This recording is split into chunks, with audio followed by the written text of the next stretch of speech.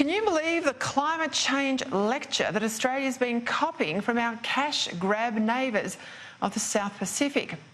Perhaps they've forgotten it's Australian taxpayers that bail them out to the tune of about $1.5 billion each and every year.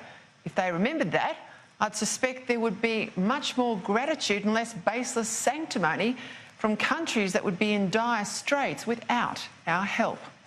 These Pacific Forum leaders who can't house and educate their own people, whose countries can't cope with the natural disasters to which the Pacific has always been prone, are now using climate change to extort more money from Australia, at the same time as wanting us to stop exporting coal. That's the same coal that generates energy here, that generates our wealth, that enables us to be generous to them in the first place. I mean, seriously. To start with, let's be clear. This notion that Pacific Islands are on the verge of disappearing under the sea, it's rubbish.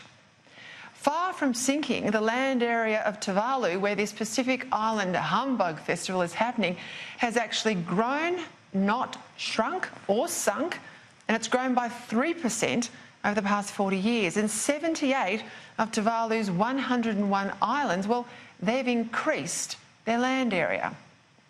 Then there's that gold medal winning virtue signaller, New Zealand Prime Minister Jacinda Ardern, who makes a hero of herself by promising that New Zealand will be carbon neutral by 2050.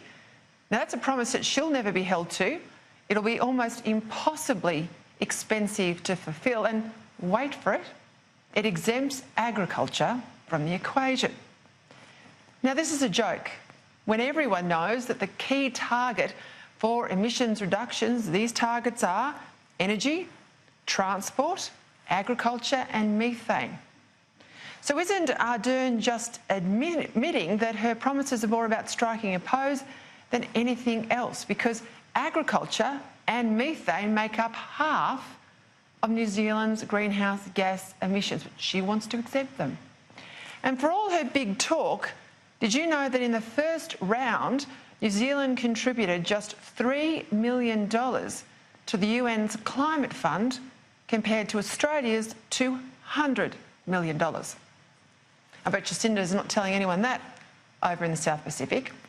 As one of my regular guests, Graham Lloyd, reminded us in The Australian today, by the middle of the next decade, Australia will have handed over $800 million in direct climate action funding to our region, while New Zealand, a whole lot less.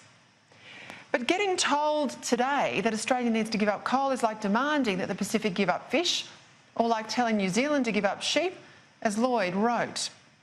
Faced with all this rent-seeking hypocrisy, Scott Morrison would be entitled to get back on his plane and fly straight home. Leave them at it. Instead, the Prime Minister, well, he has patiently explained to Pacific Islanders that in terms of emission reduction per person, Australia's record is just about the best in the world. And we actually keep our commitments on emissions reduction, unlike almost every other country. Now, as you know, I am not an emissions obsessive. Climate change is just one of the many issues we face, and by no means the most pressing. Of course, let's, minimise our use of scarce resources, but the last thing we should do is impoverish ourselves here in Australia in a futile green gesture, or take lectures from mendicant neighbours with poor records for graft and corruption cronyism and a handout mentality. What's almost even worse, though, is this new disease of Pacific Island nations playing us off against China. And I'd say to them, look to your north.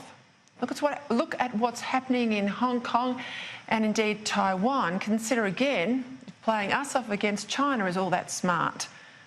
But I have to say, most of all, it's about time all of us stop taking lectures from Jacinda Ardern. She deports New Zealand criminals if they're not citizens, but complains loudly when we do the same. She wants our taxpayers to give New Zealanders welfare here, even if they're not Australians and don't pay tax. And while she tells us that we should be resettling more and more asylum seekers here in Australia, to win the last election, she did a deal with Winston Peters to cut immigration. So let's just see her for what she is. It won't be long before she heads off to the UN like her predecessor, Helen Clark. And when I caught up with some New Zealand relatives recently, I tell you what, they're hoping that day comes sooner rather than later.